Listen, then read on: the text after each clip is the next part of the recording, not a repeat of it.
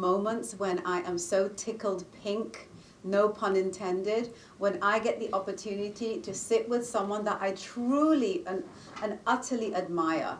Arshad Kahn, filmmaker extraordinaire. I am super excited to be sitting here with you, and I genuinely mean that, because there's a ton of stuff that I want to talk to you about. I don't know how I'm going to fit it all into the few moments that we have, but we're going to try our very best. Welcome to my show. Thank you so much for having me on this amazing show. As I said before, I have seen your ascent. You've worked so hard. We both started off together here in Toronto when there was nothing. There was no representation of brown people. There was nothing going on. And you were the first kind of premier, person to say, you know what, I'm going to do it. Nobody else is doing it. I'm just going to do it, and you went for it. And so many of us admire you for that, Raj, and I'm very honored to be on your show today. You warm my heart, my darling, and you know what the struggle is. The struggle is real for our community to kind of get the platforms that they truly deserve, the talent, the diversity, the messages, just everything that we are about is such an incredible contribution to Canadian society, and we need more, support in what we do, who we are, and why our stories aren't just cultural, but they really are universal. And you've really captured that in your first feature-length film, Abu, came out this year. It's been winning awards all over the place, and rightfully so. It's a very multi-layered story that is very personal and, autobiographical, may I say. Absolutely, it's an essay film. Absolutely, and it's a relationship, and I want you to talk to the audience more than I do, but just to kind of set the scene, it is an autobiographical account of your journey into coming into your own as the gay man that you are, and just the trials and tribulations as well as the successes that you've had along that journey. Yes. Very tight relationship between you, culture, you, gender, you, your parents and family, and the wider world that you were brought up in, both in Pakistan at that time and then when you kind of came over into Canada. Tell the audience why it was important to you to do this film. Well, I came to Canada at the end of the 80s, early 90s. I don't remember when you got here, but we met in the 90s. And it was a time where I was getting to know the city, know the people. I was coming out, getting to know myself. I was in university.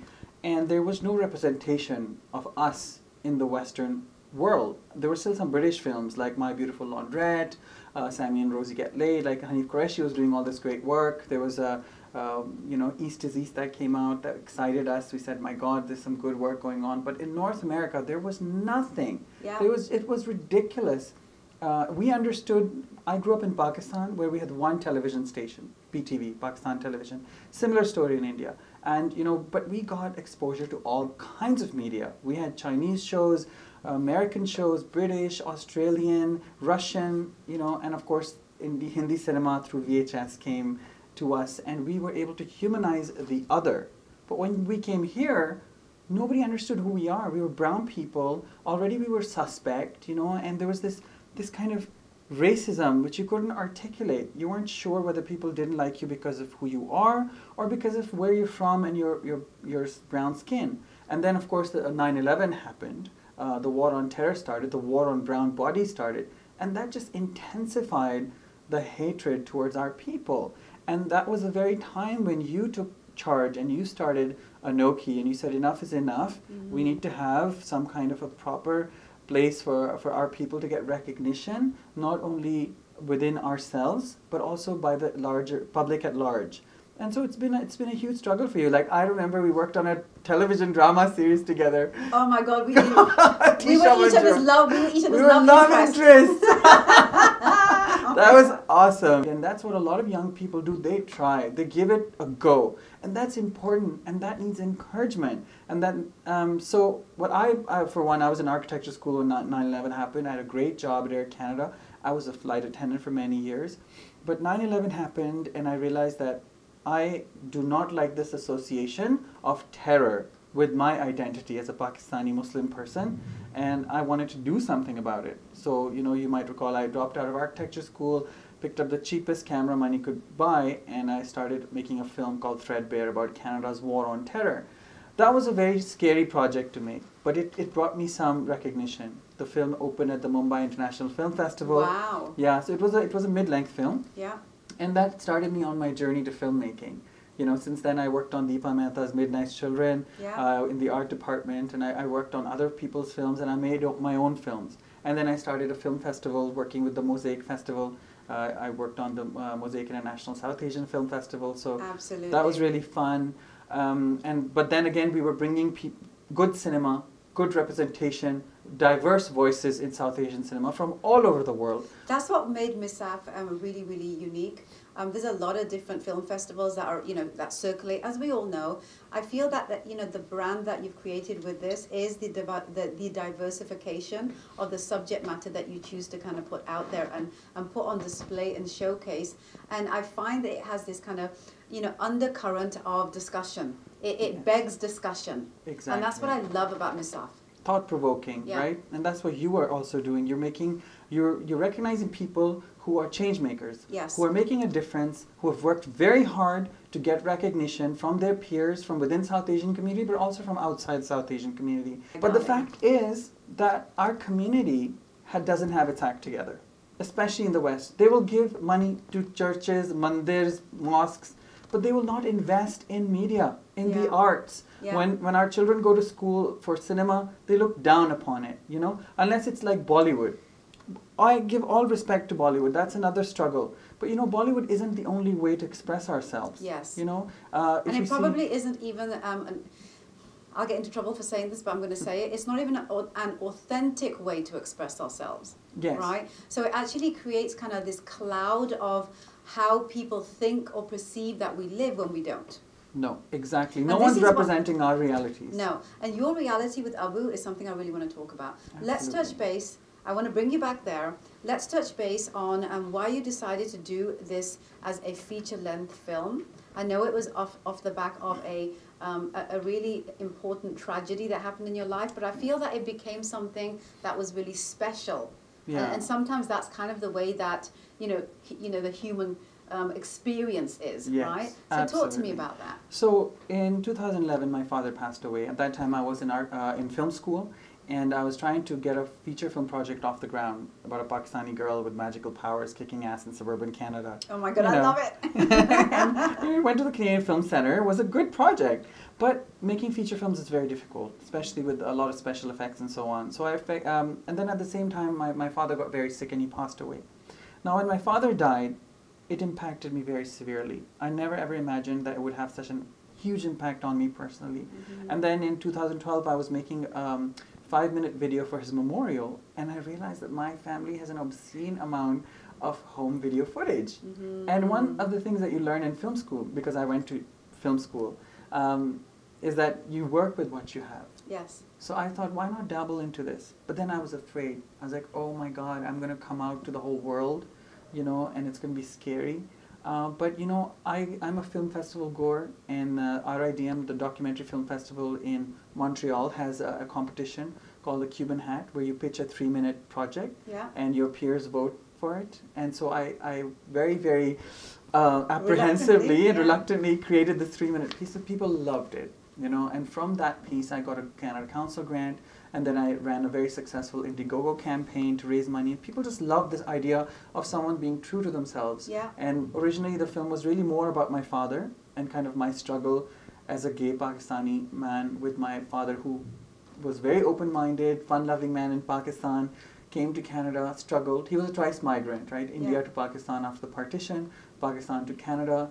And just, it's every person's struggle. It's all our parents' struggle. Yes. And it's our struggle too. And there's the image of Abu and me on a boat, which I found after I made the film. And it is so true. I felt like we were in the same boat, in so many ways. So this film is examining migration, sexuality, spirituality. It's discussing taboo subjects which we need to talk about, but we never talk about them. Mm-hmm. And so that's why it's resonating with people, and thankfully, I'm very grateful. It's winning awards all over the place. Yeah. People across the board, irrespective of religion or background, are loving the film and connecting to it Yeah. because of how many issues I'm discussing. Yeah. So let's talk about some of these issues. It's a very multi-layered kind of revelation, I think is the best way for me to describe the way that you told the story. So let's touch base on some of the issues that you talked about. It wasn't just about your coming out. It wasn't just about the LGBTQI community and how they have actually kind of, you know, really started to look at this film. And I remember when you opened at Real World Film Festival, the amount of people that were standing up wanting to share, you know, why this is important for them to identify for themselves. And, you know, how you have the courage to stand up and do what they all wish they could do, but they don't have the courage to do. Right? This is what we do, right? Like, we put ourselves out there, and because the story's bigger than us. Yes. Right? Absolutely. So let's talk a little bit about some of the other layers that are part of this film, which I really feel is important for us to discuss, because I feel it really showcases just the incredible talent that you are, Arshad, when it comes to storytelling. I appreciate it. So a good, successful film is a team effort. I am very fortunate, first of all, that I went to one of the top universities for film school in the world, really, Mel Oppenheim School of Cinema. Yeah. I did very well. I got the top honors there, and then I collaborated with my editing partner, who actually helped me with my final year film as well, Etienne Gagnon. Yeah. And he came on board very selflessly, and he helped me not only edit down all this footage I had, because remember, I had VHS footage, mini DV, high 8, I had stills from as far back as the 30s, and then my father loved technology, he loved photography, so I had all these photos, and so we had a lot of media to manage. So he came on board, then my producing partner, Sergio Kirby, was an excellent producer, came on board. My sound designer, and the sound design plays a huge part in my film, he won an Oscar this year for Arrival. So I got very lucky that I had this incredible team. My writing partners, Matt Jones, who actually is in Toronto now, and Shelley Tepperman, and a lot of people. And then Deepa Mehta came on board, and Umar Majid, and they all came on board to help me make a film that is not just about me, not feeling sorry for me. Yeah. That is not letting I didn't me, get that. let I didn't me get that when I watched it. indulge in self-sorrow or hate. Yeah. But that stays on message, that is very funny, very entertaining. And it was. Yes, and also moving. Yeah, you there know, were because moments. it's sincere, and that people feel and they see that. And I think that's what they're relating to the most. The fact that I am articulating their deepest thoughts and feelings about what has been happening with us in the last 20, 30 years, you know, and where have we come from, who are we? And this film is not only helping South Asian people, you know, kind of have a catharsis, but it is also helping non-South Asian understand who we are, and understand even who they are. Because at the end of the day, at the heart of the film, it is a story about a child and a parent trying to find their way home. Wow. You know, a part of the film that I found to be really, really raw, and almost kind of my heart was pounding in it, and I want to share this with you, was, you know, how your mum just has a certain opinion about what she believes in. Yes. And it was unequivocal, and I respect it. It was unequivocal about, you know, her perspectives on your lifestyle and on, you know, what that means with God. Yes. And I have to say that even though I don't agree with her, I have a lot of respect for the fact that she spoke on camera and said how she felt, knowing how much she loves her son. Yes. So how was that for you? That was very hard. You know? My mom came on board to help me with this project because she wanted to help me with my career, but also because she thought I was making a film glorifying our father. Yeah. And then but I started asking I think you kind her. of did. Yes. I think you did accomplish that. Yeah. But you know, but then I asked her very tough questions, which anyone would have a difficult time answering. But she was poised, she was graceful, and she answered everything. Sometimes she looked down and she had a hard time because you could feel her she's a conflicted person.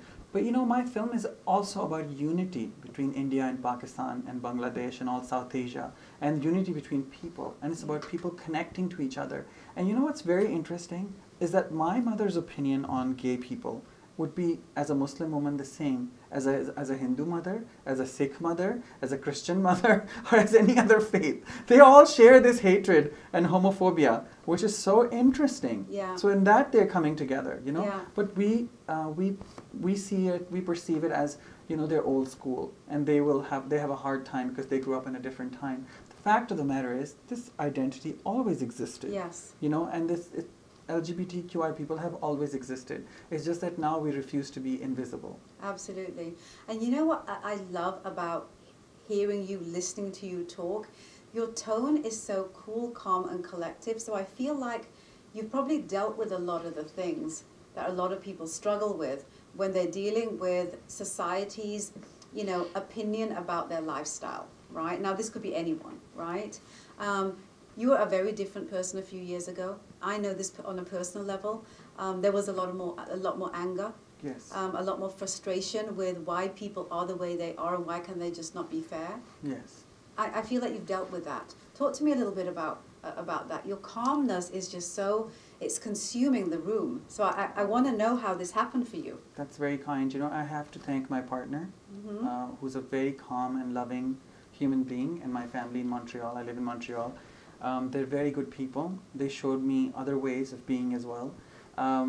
My family's loving and wonderful here in Mississauga, Oakville as well. They're really wonderful people. It's not that. It's just that we have a different way of dealing with things, you know. And sometimes when you get to take a distance from those very close to you, you get another perspective. Yes. And also, I'm a survivor of childhood sexual abuse, as I Yes. discuss in my film. Yes. And that can leave lifelong wounds and hurt and pain. And you deal with that, right? And so I do seek therapy, and I Yeah. recommend that for anybody, whether you have any kind of trauma in the past or not. I think therapy has really helped calm me down. Yeah. And also being able to express myself. You know, making the film was very cathartic. It was very difficult, especially watching footage of my father dying or discussing deeply personal issues, Yeah. which I can only talk about because I'm with you. Yes. Otherwise I would not talk about it so calmly. No, I'm kidding. But you know, but it's about time that we stopped the shame associated with any kind of abuse, you know, because it is not our fault. No. Right? And also now we're talking about it with the Me Too campaign and with these other truths that are coming out about our industry. Yeah. And the ugliness that's behind a lot of exploitation in our industry. Yeah. So I think this is a very good time to talk about all these issues. And so that's why I'm comfortable talking about it. No, I'm so happy to hear that. Yeah, even though this is a documentary film, you are a filmmaker. You're not just, quote unquote, a labeled documentarian. But having said that, the underlying kind of, you know, premise of the style of how you do what you do is you're a storyteller. Yes. I think I'd be like correct when I say Absolutely that. So whether perfectly it's right. fiction, non-fiction, I think the underlying current of who you are as a filmmaker is kind of like, you know, just in that whole storytelling realm. I know you're working on some other stuff too. But before you get to yes. that, you know, it's very interesting you mentioned that, because sometimes the aunties come to me, they're like, this didn't even feel like a documentary, you know, Yeah, and it's yeah. true, because I have given my documentary a very fictional treatment. You know, and they say the best docs are the ones that feel like fiction, and the best fiction is what feels like a doc sometimes. You know, Yes. there's this oh my quote. gosh, absolutely. Yeah. And so that's the success of a film, in my opinion. That's why my film, it is very structured. You don't Yeah. realize it, but there's a lot of setup and payoff, I do it all the time, and I've really controlled the emotion of my audience through image, music, sound, and sound design. You know, so you're absolutely correct to realize that this is really about effective storytelling that pulls you into the film Yeah. and doesn't let you go. Yeah. And then when it's finished, you're like a new person. Yeah. And you actually, I felt good after going through the journey of your life. Oh, Like thank I you. felt the pain, I felt the sorrow, I felt the anguish, I felt the anger, I felt the frustration, right? Yeah. But then at the end of it, I felt, you know what? I feel good. I feel that you kind of come out of it, Yes. you know, right where you need to be. Yeah, you come out of it empowered. Yeah. Because yeah. I did not want to make a disempowering film. Did not want to make a film that leaves an Battered audience anyone. hopeless. No. You didn't batter anyone. No, I in did there. not. I did not want to make a film that that targets people or shames them. I wanted to stick to the issues, because it's high time Yeah. that we stuck to the issues. It's high time we started telling the truth. Yeah. It's high time we stopped keeping secrets and stopped lying, you know, as a community, Yeah. and started embracing the truth, no matter how difficult, because we have to do it for our future generations. Yes. And you and I, you know, we're working not just for ourselves, but we're working for our future generations, so Absolutely. that things can be easier for them. Absolutely, and it really, that's what it's about at the end of the day. And how do you marry your culturalness with your mainstreamness? You know, we all have feminine traits and masculine traits, right? We all have, you know, certain expectations on us as well as expectations that we put upon ourselves, Yes. right? So how do we make all this work? And then on top of that, we never get to deal with those real you know, aspects of what growth and the human condition is about, because we're stuck in all these labels Yes. that actually pull us down. And that's kind of, I feel, where you're going with this, is that, you know, we're done with the labels. Let's put it out there. Let's talk about who we are, why we are, and what we do and why we do, Yes. right? And let's together and collectively in our differences actually elevate humanity.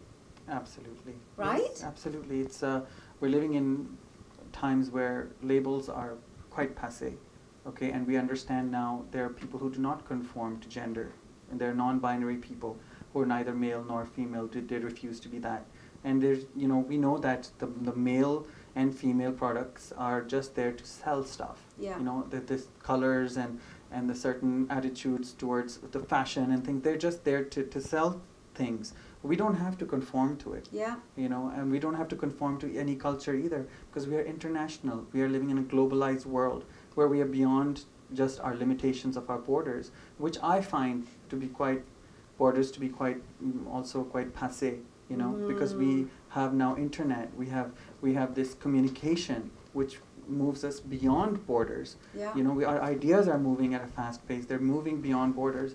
And we really need to get out of this primitive thinking, this tribalist thinking, nationalist thinking. That's why I'm very much against nationalism or kind of pride in whatever. It's good to be proud of who you are, where you're from, but nationalism becomes competitive unnecessarily, and really at the end it's a negative thing. So my film work is also about bringing people together, coming together. You know, like my parents, you know, they went back to India, and really it's about unity between people and love and understanding. Absolutely, and I think that you really succeeded in that. So talk to me about the project that you're working on right now. This is the third time I'm asking Yes, you. yes, It yes, better not be a absolutely. We must secret. talk about Better it. not be a secret. Well, the thing is, it's not good to talk about a lot of your future projects with that before you have, you know, certain things down. But So I will maybe tell talk you, about kind of the genre of fiction. Yeah. My okay. next film is fiction. I Yeah. have a couple of projects on the go. Yeah. Let's see which one takes off. But it is a fiction project. It is going to be entirely shot in Canada, and I am Oh. talking to some excellent people about who are collaborating with me, and very excited about this project. And it's probably going to be a BC shoot. Ooh. Yeah. Well, there's a lot of brown money over there, darling. Yeah. Well, I worked on Sardarji, you know, Yeah. the Sanj film. Yeah, yeah. That was very interesting, and I really like working in BC. Actually, Victoria is an amazing place with friendly and beautiful, wonderful people, and I'm excited about shooting my next film there. I'm so excited about seeing your sophomore production. It's going to be really exciting. One thing I'd like to kind of close on, Arshad, is something that I think is important. The story of your film, you know, on one level, truly was a relationship between a son and a father. What kind of father do you think you would be after the experience of being a son? Well, the thing is that I don't have any plans of having children. I think my father had 6 children, and that's wonderful, and I really appreciate that. My partner's family has a lot of kids also. Yeah. We have lots of nephews and nieces. Very happy about that. But for me, my films are my children. You know, film is like giving birth. You know, except the incubation period is like not 9 months; it's years. You know, Yes. and I have quite a few projects on the go, and just like you have your baby here, which is you're lucky that before you started this baby, you already had another baby. Yes. Because this, you know, it's a full-time job. Yes. It's I don't think, you know, I get where you're going with this, because I don't think that if I didn't have my son before I began in the media business, I don't think I would have lasted in the media business. Exactly. I just don't think it's possible. You give so much of yourself, Yeah, right? Like yeah. you're nurturing your project, and it needs constant attention, and then it's multiple skill sets that you use Yeah. in order to bring this to fruition. You know, so what you're doing and what you have been doing very successfully is making allegiances with like-minded people, giving them respect, getting respect from them. And filmmaking is a very tough business. Yes. People really have to believe in you Yeah. because they're investing big amounts of money. You know, and I tell you that it's very important for your audiences, our audiences, to come out and support events like yours and come out and support films like mine, Yeah. because these are rare films, but these are films that are telling our stories, and we are telling our stories ourselves. No one else is doing it for us, you know. Mhm. And that's important, and that deserves a lot of encouragement, and that deserves a lot of people to give support. So that's where we need support, because we're doing our part, they need to do theirs. Absolutely. And on closing, anyone out there that, you know, perhaps is going through some of the things that you've gone through, maybe are on the lower points of some of those challenges, what would you say to them that you feel or wish somebody would have said to you? Oh my goodness, such a long list, Raj. Oh gosh. As I'm sure you have too. Yeah. The most important thing that I would suggest to someone is that they really need to not try to be someone else, and really try to be themselves and be proud of themselves, because no one else is going to do it for them. Self-love is very, very essential to any kind of progress. And if you're lacking it, you need to seek therapy, you need to seek support groups. There are LGBTQI support groups, there are Hindu, Muslim, Sikh, LGBTQI support networks. They can email me, they can ask me, and we have, you know, with Abu Film, I'm taking it to schools, I'm using it as an educational tool. Yeah. AbuMovie.com has all the info, or on Facebook it's Abu Movie. And they can... Abu, for everybody, is ABU? Yes, Yes. just ABU. Brilliant. And so they can approach me, and they can approach their local LGBTQI groups as well if they need any kind of support that way. But if you want to get into the media, the way to do it is to just get involved, work on other people's films, volunteer with Anoki, volunteer with film festivals. You know, that's how you get in. That's how you learn, and you make those networks. You know, you really need to go out there and put yourself out there, like you did. You know, like I did. Like we saw each other. You know, and then you need to give love and support and respect, much more than criticism. Nobody needs criticism. You know, we know that we're not the top of anything. We know we have so many weaknesses. We need encouragement and love. So I think those young people starting off, my mistake was that I was often quite critical because I had something lacking in myself, you know.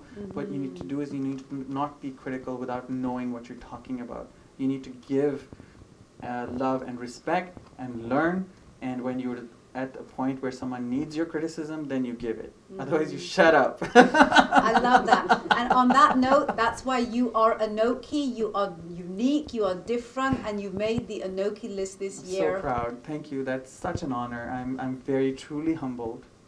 Well, you deserve it, my sweetheart. And I know there's a lot of great things that you're going to do out there. And one key thing that I'd like to, you know, just close off on is, this is not, you know, filmmaking for you is not just something that you stumbled across. You went to school for it. Yes. You know, this is the other thing a lot of people don't seem to realize. They think it's like a fantasy, and that because they want it, it should happen. And if you want it, you need to find a way to make it happen, which is what you did. You went through the course properly, and you've paid your dues, which is why you're sitting where you are today, right? Yes, absolutely. And also Toronto is a very good city. Canada is a good place for filmmakers, actually, because there are places like LIFT, which is an independent institution where you can go and take workshops. You know, if you're not sure, you can take a 2-week workshop. You can take a 3-day workshop, and you can take little crash courses. You know, everything helps. You know, you take these courses, and then there's online courses available these days as well. And then when you are at a certain level, you can start reaching out to schools and taking courses at universities or colleges. But all your education, it builds up. You know, it's a progression. You learn and you learn and you learn. And you should keep an open mind. We're always learning. You know, I'm just entering my first fiction feature project, and there's going to be huge learning for me. and I've made a whole bunch of short films. And every short film I make, I'm like, I'm not going to make the same mistakes again. And quite often I make the same mistakes again, but still, it's all about learning and growing.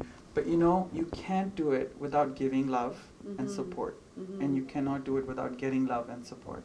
And that's the most important takeaway for young people, for me, is to be loving and kind to themselves and to others, because we all need that in this difficult world that we live in. And on that note, I love you. I love you too. Thank you. Thank you for being here. Of course. Thank you for having me. Absolutely.